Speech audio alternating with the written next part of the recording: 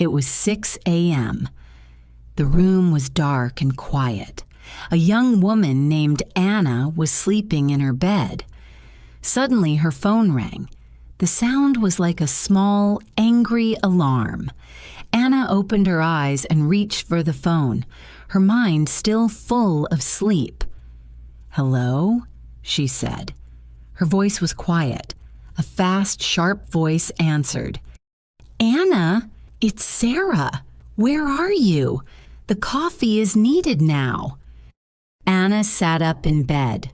"Coffee? It's 6 in the morning." "Ms. Evans is coming early today. 4 cups, 1 black, 2 with milk, 1 with sugar."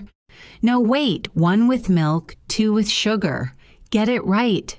"Be at the office in 20 minutes, Sarah said. The line went dead. Anna put down the phone. This was her new job, and it was difficult. She was the second assistant for Miranda Evans. Miss Evans was the main editor of the country's biggest fashion magazine. The job was in a tall glass building in the center of the city. Anna did not care about fashion. She just graduated from a good university.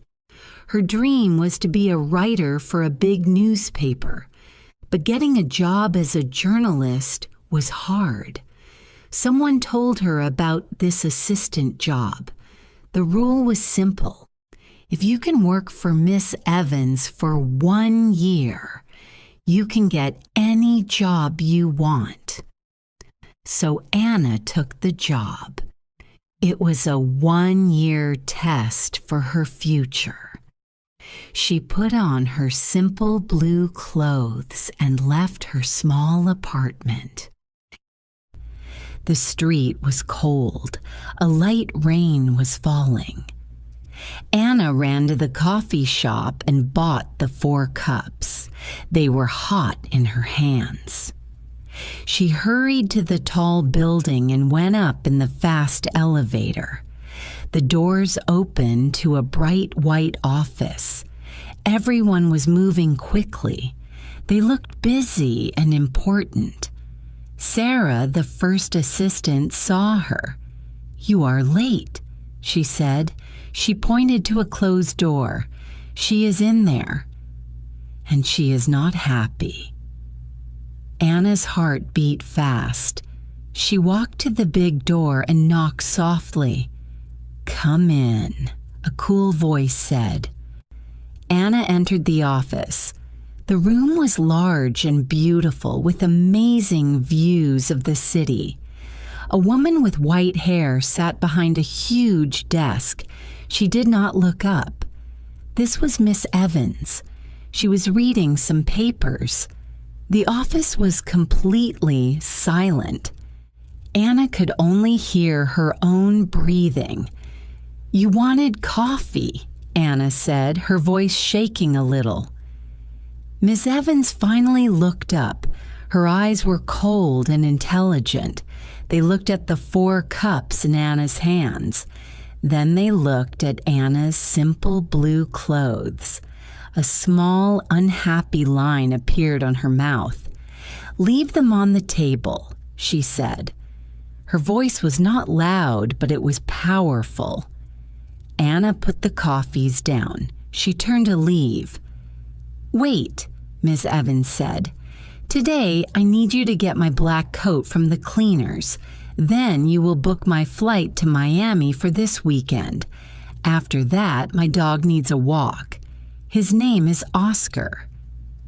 She looked back at her papers. "That is all. You can go." Anna stood outside the door. She felt small. Walk a dog? Get coffee? This was not writing. It was not journalism. She took a deep breath. 1 year. She only needed to survive for 1 year. The days were long. The weeks felt longer. Anna learned to be fast. She ran all over the city. Every morning she bought coffee. She answered the phone, which never stopped ringing. It was always Miss Evans with a new task. Anna, get me a ticket to the new opera.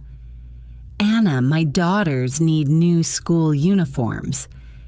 Anna, find me that old book with the blue cover. I do not remember the name. Her work was never finished. She came to the office before the sun was up. She often left after the moon was high in the sky.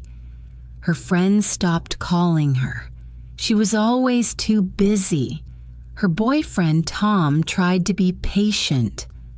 One morning, he left a note on the kitchen table. It said, "I went to that new movie alone last night. It was the one we wanted to see together." One evening, they had plans for dinner. It was his birthday. Anna promised she would leave the office at 6. At 5:55, her phone rang. It was Miss Evans. "I am at a restaurant, but the food is terrible. I need a steak from Smith's restaurant. Bring it to my home." "Now," she said. Anna's heart sank. Smith's restaurant was on the other side of the city. "But Miss Evans," she started to say. "Now, Anna." The line went dead. She called Tom. "I am so sorry. I have to do something for work." "Again?" he asked. His voice was tired. "It's my birthday, Anna." "I know. I will be fast, I promise," she said. But she was not fast. The traffic was bad. She got the steak, but when she arrived at Miss Evans' beautiful empty house, it was almost 9 o'clock. A maid took the bag from her. Miss Evans was not there. She had gone out. When Anna finally got to the restaurant, Tom was alone at the table. He looked sad. "I ate already," he said. "I'm so sorry," she whispered. He looked at her. Her hair was messy. She looked tired and unhappy. "This job is changing you," he said quietly. "You don't smile anymore." Anna did not know what to say. She felt a deep sadness inside. She was working so hard, but for what? A few weeks later, a big storm hit the East Coast. All the airports closed. All the flights were canceled. Miss Evans was in Miami. She called Anna on a Saturday afternoon. "I need a flight home." "Tonight," she said. "But Miss Evans, the storm, the airports are closed." "There are no flights," Anna explained. "I have to be home tomorrow morning. My daughters have a school performance. Find a way. If you cannot, do not come to work on Monday." The call ended. Anna spent the entire night on the phone. She called every airline. She even called people who owned private planes. The answer was always the same: number. The weather was too dangerous. Nothing was flying. As the sun came up, Anna sat in her small apartment. She felt defeated. The truth was simple. She had failed. Tears ran down her face. She thought, "I cannot do this. I should quit." On Monday, she went to the office. She was ready to be fired. She walked to her desk and waited. When Miss Evans arrived, she did not look at Anna. She walked straight into her office. Anna felt a terrible weight in her stomach. She went to find David, the magazine's art director. He was kind and had always smiled at her. She found him looking at beautiful photos for the next issue. "She is going to fire me," Anna said, her voice low. She told him about the flight. David listened carefully. Then he looked at her. "Well, you are not really trying, are you?" Anna was shocked. What? I tried everything." "No," he said, shaking his head. "You do not care about this job. You think you are better than this place. You wear your simple clothes and you don't learn people's names. You do the work, but you have no passion. People here love this magazine. This is not just a job to them. It is a dream." His words were not angry, but they were heavy. So decide. Do you want this or not? Because if you don't, there are 100 girls who do. They would be happy to have your job. Anna walked away from David. His words were in her head. Was he right? For months she had only been complaining. She hated the long hours and the impossible tasks, but she never really tried to be good at the job. He was right. She thought about her dream. If I cannot conquer this challenge, how can I become a real journalist? That night she did not sleep. She thought about David's words, passion, a dream. The next morning she made a decision. She would not quit. She would try. She went back to David. "Can you help me?" she asked. He looked at her for a long moment. Then he smiled. "Yes, I can help you." David took Anna to the magazine's fashion closet. It was a huge room filled with beautiful clothes, shoes, and bags. It was like a dream. "The clothes are important here," he said. "They show you respect the work." He helped her choose new clothes. They were stylish and professional. Anna looked at herself in the mirror. She saw a different person. This person looked confident. The next day, she walked into the office. Her new black dress and high heels made a soft clicking sound on the floor. People looked at her. Sarah's eyes opened wide. When Anna brought Ms. Evans her coffee, the editor looked up. She looked at Anna from head to toe. She did not say anything, but for the first time, she did not look unhappy. Anna started to change. She learned the names of the editors and photographers. She read every page of the magazine. She began to understand fashion. It was an art. It was a business. It was important to the people around her. Her work became better. She was faster. She was smarter. She started to think ahead. One morning, she brought Miss Evans her coffee. "Also," Anna said, "your meeting at 10 is moved to 11. Your car will be here at 10:45, and I confirmed your dinner reservation for tonight." Miss Evans looked at her over her glasses. A small, almost invisible smile touched her lips. "Good," was all she said. The work was still hard. The hours were still long, but something was different. Anna felt a new energy. She was not just surviving. She was learning. She was growing. One afternoon, Miss Evans gave her an impossible task. "My daughters need the new Harry Potter book," she said. "They want to read it this weekend." "Of course," Anna said. But her heart sank. The book was not in stores yet. It was a secret. Nobody had it. How could she get it, she thought. There is no plan B. There is only plan A. She spent hours on the phone. She called every contact she had made. No one could help. It was impossible. She was ready to give up. Then she remembered a writer.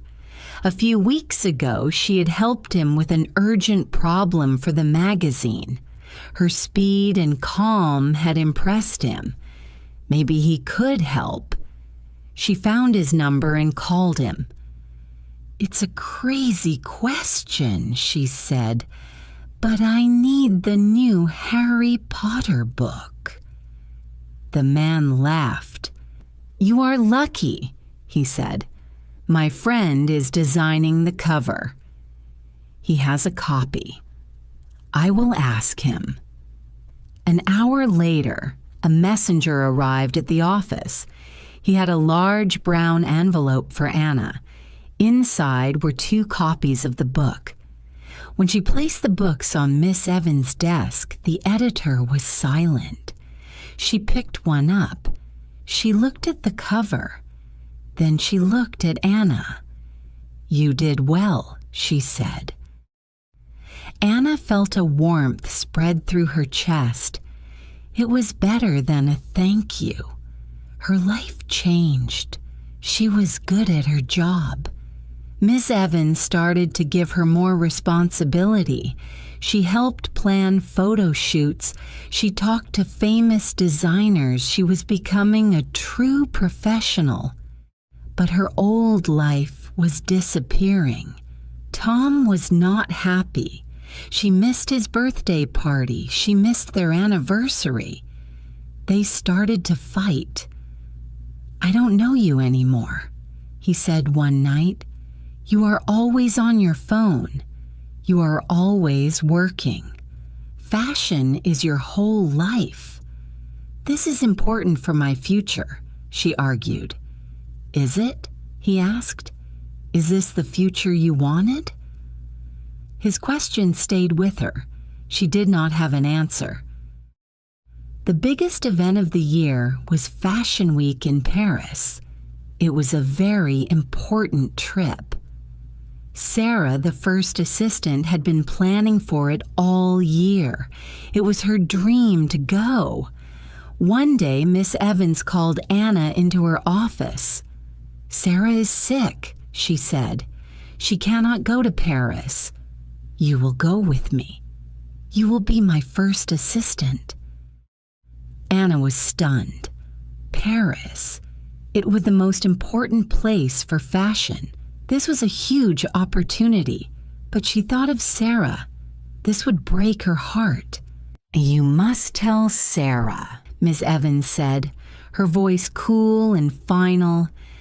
Anna felt a cold knot in her stomach. This was the hardest part of the job. She had to take a dream from someone else. She could not do this over the phone. She had to see Sarah. Later that day, Anna went to the hospital. The room was white and smelled of medicine. Sarah was in bed. She looked pale and sick, but her eyes were bright with fever and determination. "What are you doing here?" Sarah asked. Her voice was weak. "I heard you were sick." "I wanted to see if you were okay," Anna said. "I have the flu. I feel terrible," Sarah said, "but I will be fine for Paris." "I have to be." Anna looked at the floor. This was harder than any task from Miss Evans. "About Paris," she started slowly. "Miss Evans. She wants me to go." Sarah stared at her. The brightness in her eyes turned to ice. For a long moment, the room was completely silent. Then Sarah spoke. Her voice was quiet but full of anger. "Get out." "Sarah, I didn't ask for this." "I said get out," Sarah repeated, turning her face away. "Have a good trip." Anna walked out of the hospital room. She felt terrible. She had won, but it did not feel like winning. Paris was a beautiful dream. The city was full of lights and art and history. Anna wore amazing clothes every day. She went to incredible parties. She met famous people who were only names in a magazine before. She worked hard, organizing every minute of Miss Evans's schedule. She was good at it, very good. One night she returned to their hotel suite. The main room was dark except for one small lamp. Miss Evans was sitting on a sofa. She was not wearing her usual perfect makeup or stylish clothes. She wore a simple white robe. Her face looked tired. She looked older. Anna stopped. She had never seen her boss look like this. "Is everything all right, Miss Evans?" she asked softly. Miss Evans looked up. Her eyes were sad. "My husband is leaving me," she said. Her voice was just a whisper. "It will be in the newspapers tomorrow. My second marriage. Another failure." She talked about her daughters. She was worried about them. For a moment, she was not a powerful editor. She was just a sad woman, a mother. Anna did not know what to say. She just stood there and listened. Then Miss Evans looked at her. Her face changed. The sadness was gone.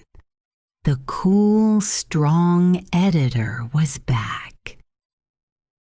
"Is there anything else I can do for you?" Anna asked.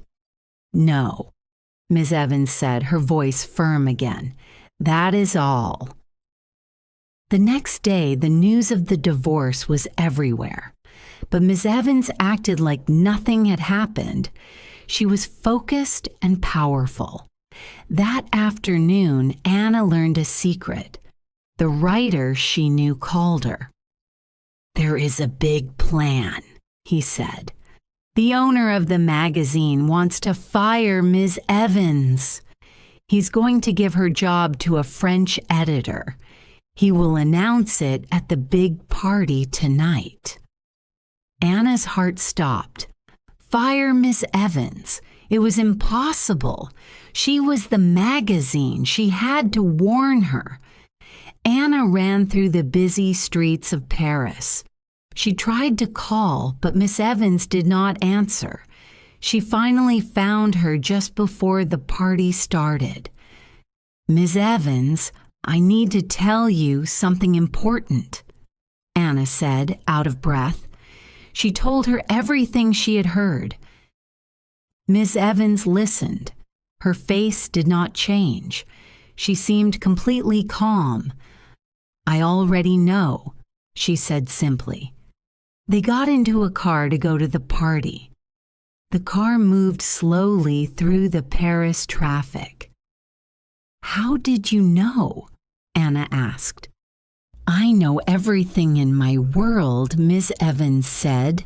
She looked out the window. "And I have already fixed the problem." She began to explain her plan. "I found a better job for the French editor," she said. Anna tried to understand. A better job? A job she wanted more than anything. Miss Evans continued. "Then I made a list." Her voice was calm, like a general explaining a battle. The list was of all the important designers, photographers, and writers who worked with her. She told the magazine owner that if she left, they would all leave with her. The magazine would be destroyed. Anna was amazed. Miss Evans had not just saved her job. She had won a war. She was brilliant. But the new job for the French editor, Anna said. David wanted that job. "You promised him?" Miss Evans looked at her. Her eyes were like ice. "He will be fine." I had to choose. She was silent for a moment. Then she said, "You did the same thing. You took Sarah's dream trip to Paris." Anna looked at the powerful woman next to her. A cold feeling went through her. Miss Evans was right. To get what she wanted, she had hurt someone. Was this the person she wanted to become?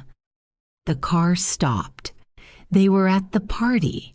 Bright lights flashed from many cameras. Miss Evans looked at Anna.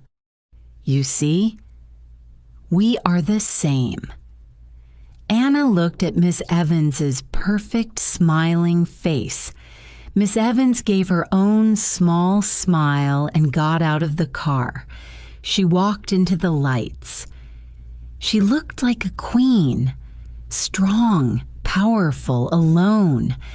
Anna watched her for a moment. Then she also got out of the car. She was supposed to follow her boss into the crowd of cameras, but she did not. Anna turned around. She started walking into a large open square. The sky above was full of the colors of the sunset. Miss Evans stopped. She felt that Anna was not behind her. She turned back slowly. She saw Anna walking away. For just a second, the surprise on her face was clear. It was a look of disbelief. Then it was gone. Her cool, powerful mask returned. She turned again and walked into the crowd without looking back. Anna's phone started ringing. It was Miss Evans. The phone rang again and again. Anna looked at the phone in her hand. A large, beautiful fountain was nearby. She walked to the edge of the water. Then she opened her hand and dropped the phone in. It made a small splash and disappeared. She felt a sudden sense of freedom. Months later, Anna was back in the city. She wore her old, simple clothes. She felt like herself again. She walked into the office of a small newspaper for an interview. The editor looked at her resume. You worked for Miss Evans for almost a year, he said. That is impressive. I called her for a reference. Anna's stomach felt tight. What did she say? The editor continued. She told me that of all the assistants she ever had, you were her biggest disappointment. Anna's heart sank. And then, the editor smiled, she said that if I don't hire you, I am an idiot. Anna walked out of the newspaper office. She had the job. She felt light and happy. Her real dream was starting. As she walked down the street, she saw a familiar figure. Miss Evans was coming out of a large office building. She looked as perfect and powerful as always. Their eyes met across the busy street. Anna smiled and gave a small wave. Miss Evans did not wave back. She gave a small, almost invisible nod. Then she got into her car. But just before the door closed, Anna saw it. Through the dark glass of the car window, Miss Evans was smiling. It was a real warm smile. Then it was gone. The car drove away, and Anna walked on into her new life. 太棒了，你把故事听完了，你离英语自由又近了一步。欢迎加入频道会员，支持频道发展。会员可获得影片的中英文对照学习资料、跟读练习视频、影片、MP3 文件等福利。这里是像学母语一样学英语频道，我们下个视频见。